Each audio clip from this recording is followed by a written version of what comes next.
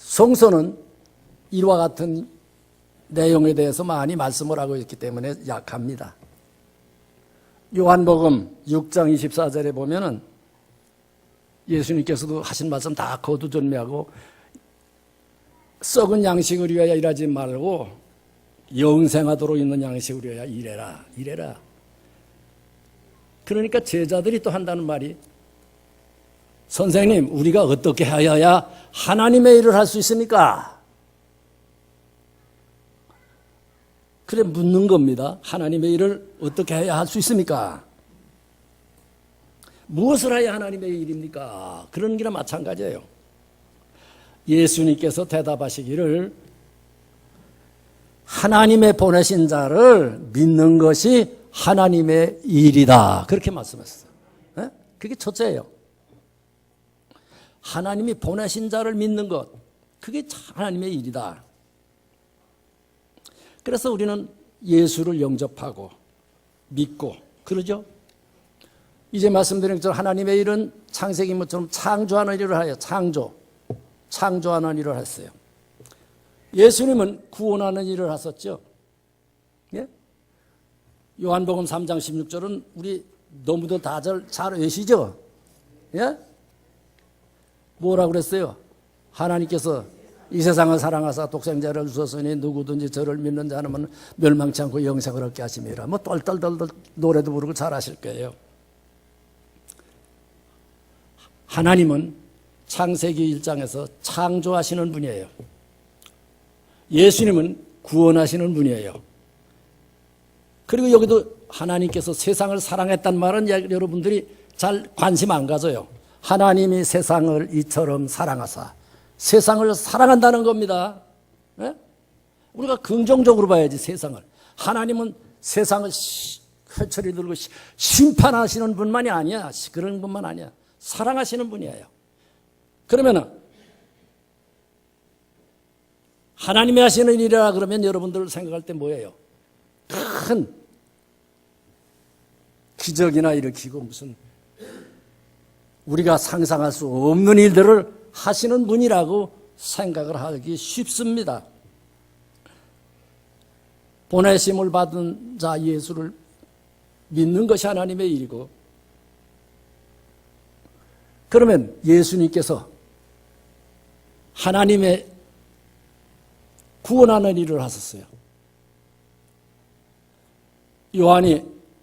세례 요한이 감옥에 갇혀서 제자들을 예수님에게 보내요. 왜냐하면 이스라엘 백성들은 메시아를 기다렸어요. 메시아. 하나님의 보내신 자를 기다렸어요. 그 메시아란 말이 하나님이 기름 부음 받은 자라는 뜻이거든요. 그게 히브리어인데 헬라어로 하면 그리스도예요. 그리스도. 그래서 세례 요한이가 제자들을 보내서 예수님에게 당신이 정말 오실 그 분이십니까? 우리가 다른 사람을 기다려야 합니까? 그러니까 예수님 대답하는 말이 가서 이렇게 말해라 그랬어요. 이렇게 말해라.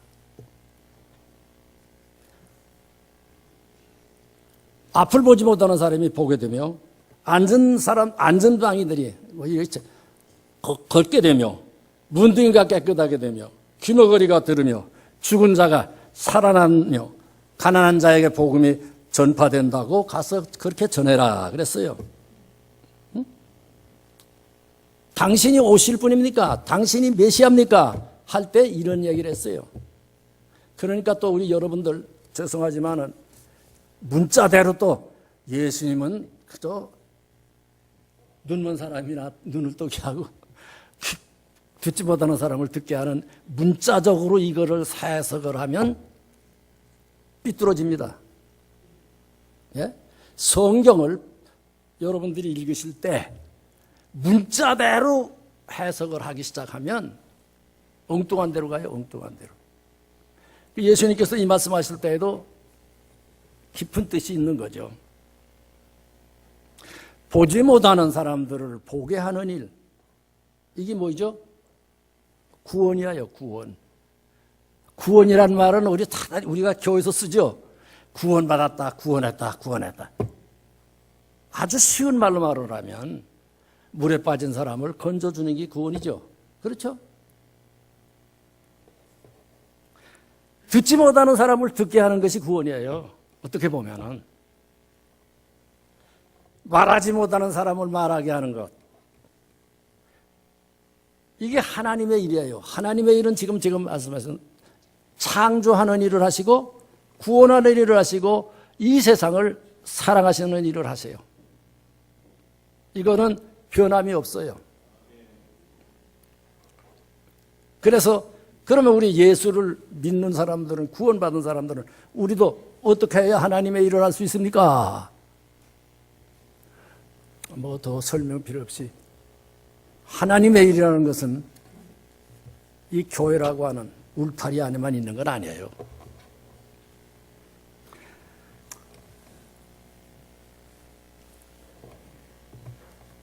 예수님 양과 염소의 비유를 들으셨을 거예요, 여러분들 다들. 양은 오른편에, 염소는 왼편에. 그리고 뭐 성경대로 말하면 임금이, 하여간 그리고 하는 말이 오른편에 있는 양들에게 하는 말이에요. 양들에게 뭐라고?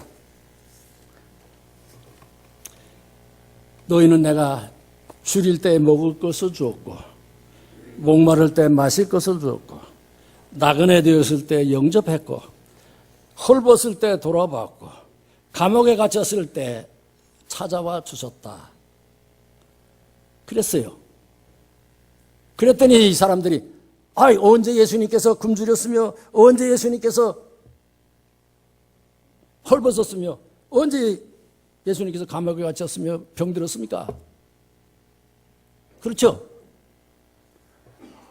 그 이야기의 포인트는 옛날에는 소자 하나라고 번역했는데 요즘 번역이 성경에 보니까 너의 형제들 가운데 가장 보잘것없는 사람 하나에게 한 것이 곧 내게 한 것이다.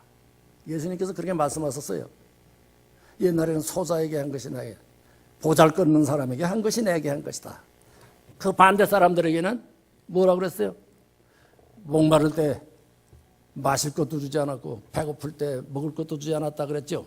그랬더니 언제 그랬습니까? 그러니까 이제 말씀대로 지극히 보잘것없는 한 사람에게 하지 않은 것이 곧 내게 하지 않은 거다. 그리고 그 사람들은 영벌에, 오른편 사람은 하지 않은 것과 한 것 다르죠.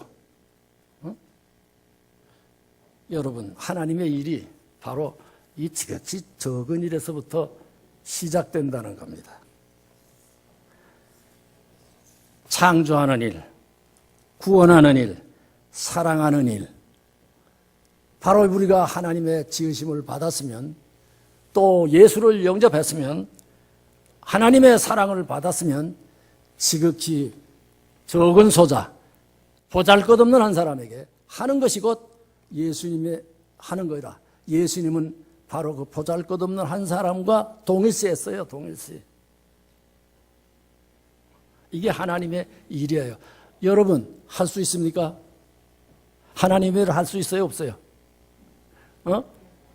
할 수 있죠. 배고픈 사람에게 어떤 때에는 먹을 것도 줄 수 있고, 목마른 사람에게 어떤 때는 마실 것을 줄 수 있어요. 다 하실 수 있어요. 예? 결론은 바로 하나님의 일을 하시는 여러분 되시기를 바랍니다. 대형교회, 미국 대형교회, 국민일보에 나왔던 얘기입니다. 그 큰 교회인데 그 교회 앞에 노숙자가 하나 있었어요. 노숙자가 허름한 옷을 입고 구걸하고 있었어요. 교인 중에 그에게 말을 걸어오는 사람은 없었습니다. 별과 몇 사람밖에 없었어요. 초췌하고 남루한 그 노숙자를 돌아보는 사람은 없었어요. 동냥을 해도 누구도 관심을 가져주지 않았어요. 예배 시간이 되어 노숙자는 성전 맨 앞에 가서 앉으려고 하니까 안내원들이 안 된다고 끌려서 저 뒤에 앉혔습니다. 맨 뒷자리에서 겨우 눈치를 보며 앉아 있었는데 광고하는 시간에 사회자가 광고합니다.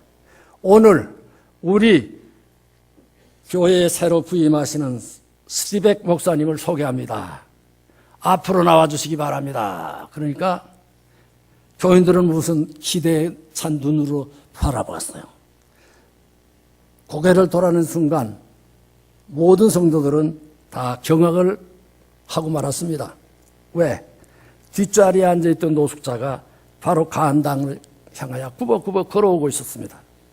그가 바로 교회에 부임하는 새로운 스티텍 목사였습니다. 그는 노숙자처럼 그대로 강단에 올라갔고 곧장 이제 말씀드린 마태복음 이제 25장을 읽어 내려갔어요. 내가 줄일 때에 너희가 목마를 것을 주었고 목마를 때에 마실 것을 주었고 나그네 되었을 때 영접했다. 여기에 내 형제 중에 지극히 작은 자 보잘것없는 사람에게 하나에게 하는 것이 곧 내게 한 것이니라. 이 구절을 읽을 때에 교인들은 한데 얻어맞은 것처럼 어떤 사람은 흐느끼기도 하고 어떤 사람들은 회개하기도 하고 그래서 교회는 큰 어떻게 보면 은혜랄까? 그때 이 목사님은 조용한 목사이로 오늘 아침 교인들이 모이는 것을 보았습니다. 하지만 예수 그리스도의 교회는 아니었습니다. 여러분들은 예수님의 제자입니까? 세상에는 많은 교인이 있지만 예수님의 제자는 드뭅니다. 그리스도인이 된다는 것은 당신이 믿는 것 이상으로 그것을 이웃과 함께 그리고 그 옆에서 사는 겁니다. 이와 같이 말해서 온 교회가 다시 한번 각성하게 되었다는 이야기가 전해지고 있습니다. 여러분, 하나님의 하시는 일에 모두 다 동참하시는 여러분 되시기를 바랍니다.